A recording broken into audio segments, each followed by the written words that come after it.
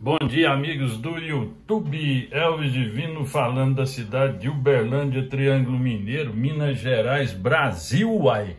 Então, ó, cliente reclamou que essa máquina tava com reco. O que é esse reco, gente? Na hora de bater, ela tem uma peça que chama atuador do freio.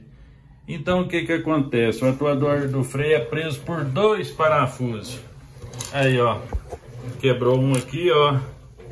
Tá vendo aí? Então aí ela não dá o curso de 180 graus. Ela vai dar 80, 90 graus. Então vai ficar a engrenagem, a polia vai ficar raspando na engrenagem da centrifugação, no came, conhecido como came.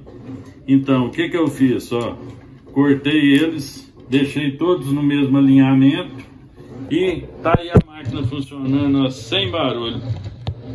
Que o Senhor nos abençoe hoje para todos sempre, que assim seja. Amém.